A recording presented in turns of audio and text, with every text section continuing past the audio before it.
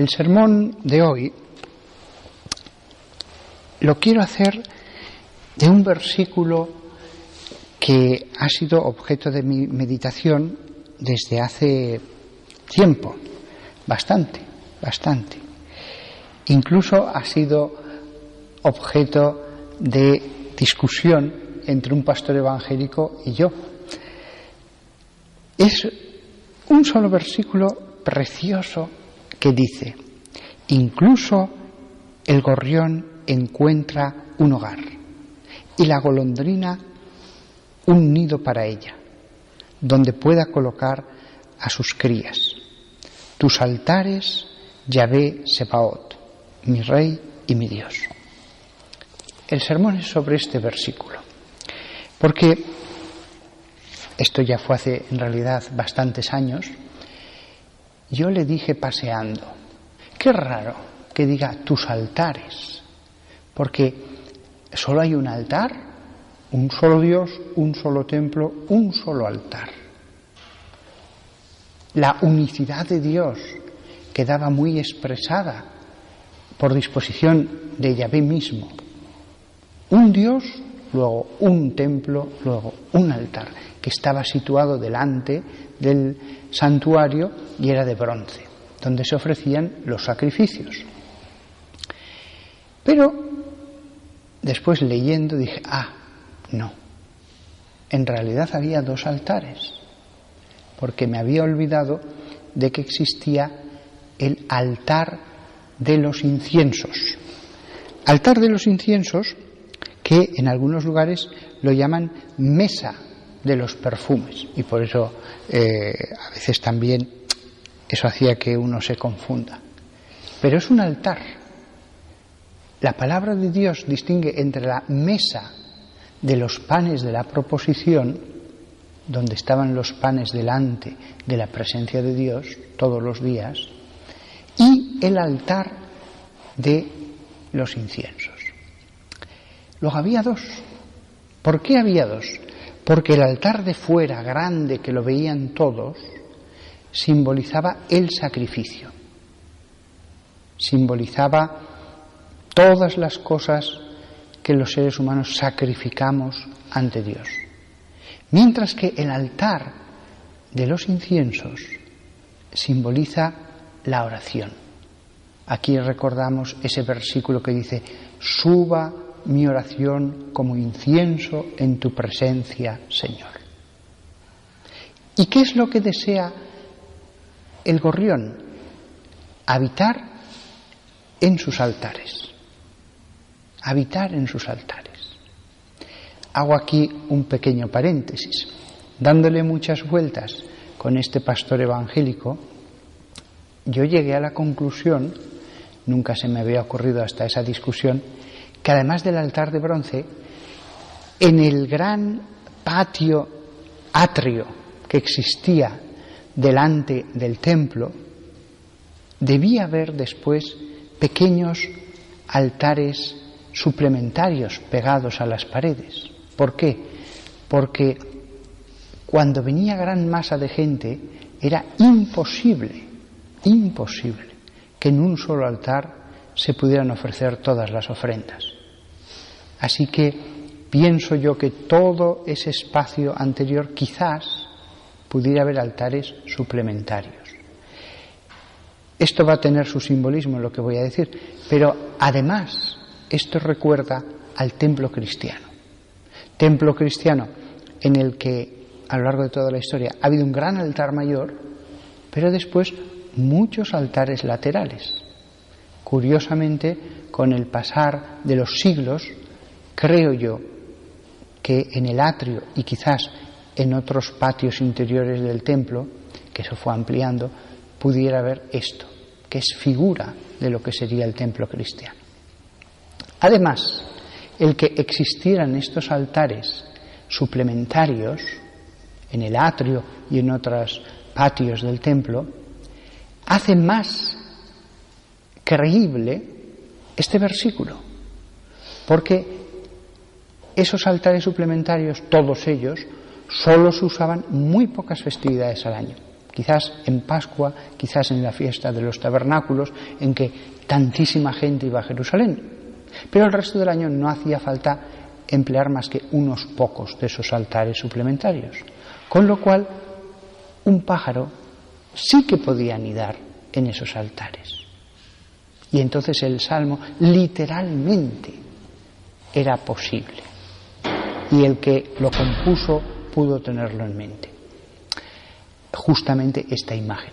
Pero incluso si no existían esos altares suplementarios, o si existían, hay un sentido espiritual precioso en este salmo.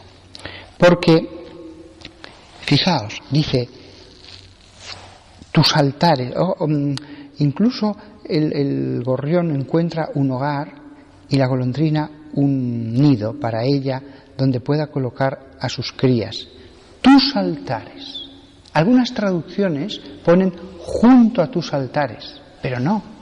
Ese junto a no aparece en el salmo hebreo. Dice tus altares. ¿Dónde colocaré el nido? En tus altares. El simbolismo es precioso, porque en el altar materialmente no se podía colocar un nido, ya que estaba con fuego, y el altar del incienso era muy pequeñito, y además dentro del santuario imposible que entrara allí un pájaro para anidar. Estaba el fuego, era imposible colocar allí el altar, pero el alma es lo que está simbolizado en el pájaro. Es como si dijera, cuando dice Jesús, si no os hacéis como niños, no entraréis en el reino de los cielos. Aquí el salmista viene a decir, ojalá yo fuera pequeño, humilde, nada como un pájaro, que no es un rey, no es un guerrero poderoso, no, pero vive feliz en su pobreza. Si mañana se muere, no se preocupa ni por su salud, ni por hacer silos de trigo, ni nada.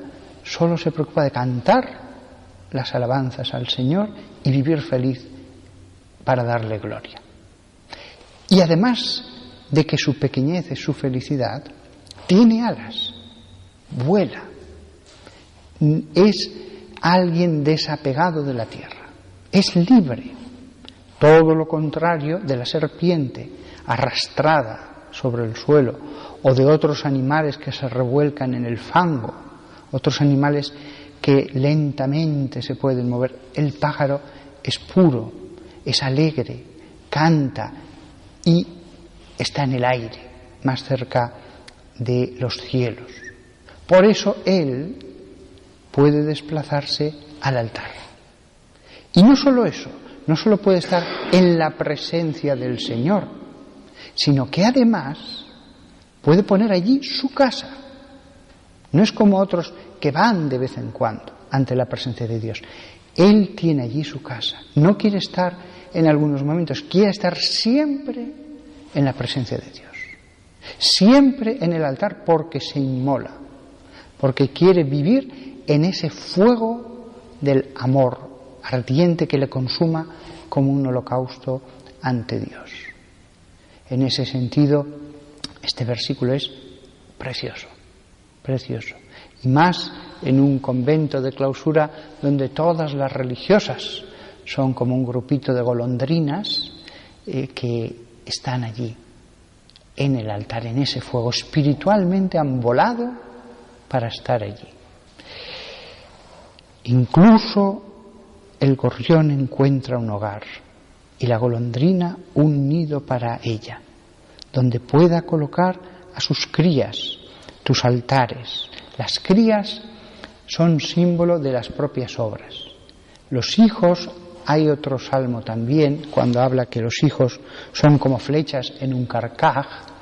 Eso se podía entender literalmente, por supuesto, la importancia de tener hijos en el Antiguo Testamento, pero espiritualmente, para las personas que nos hemos consagrado a Dios en el celibato, en la castidad perfecta, los hijos son las propias obras que surgen de nuestro corazón. Y la golondrina quiere colocar su nido con sus crías en el altar. toda ella y sus obras como sacrificio para Dios. Nada más. Este es un versículo de verdad, no solo para meditarlo, sino para repetirlo una y otra vez como miel en los labios para aquellas religiosas que se han dado completamente, e incluso para todos los demás que estáis en esta iglesia. Estéis donde estéis, también espiritualmente podéis volar al templo. Una parroquiana en mi segunda parroquia me decía: padre, yo todas las noches, cuando me acuesto en la cama, cierro los ojos y me duermo pensando que estoy arrodillada adorando al Santísimo Sacramento en la iglesia. Su cuerpo estaba en la cama, pero su alma volaba como un pájaro a la parroquia que estaba 300 metros más lejos, y allí estaba realmente allí. También vuestras almas pueden volar como pájaros al sagrario, a la iglesia, a Jesús en Palestina hace 2000 años. Que todas nuestras almas no solamente vuelen a la presencia de Dios, sino que pongan su nido allí en medio del fuego del amor.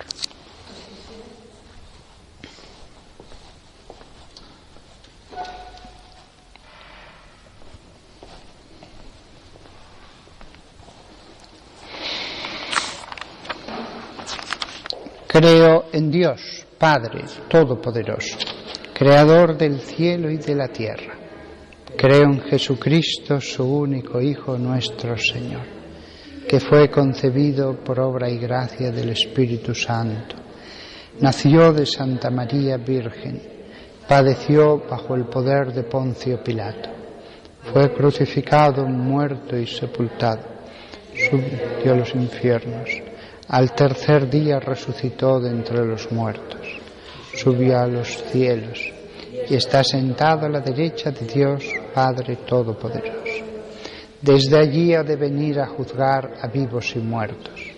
Creo en el Espíritu Santo, la Santa Iglesia Católica, la comunión de los santos, el perdón de los pecados, la resurrección de la carne y la vida eterna. Amén. Oremos al Señor nuestro Dios. Por nuestro santo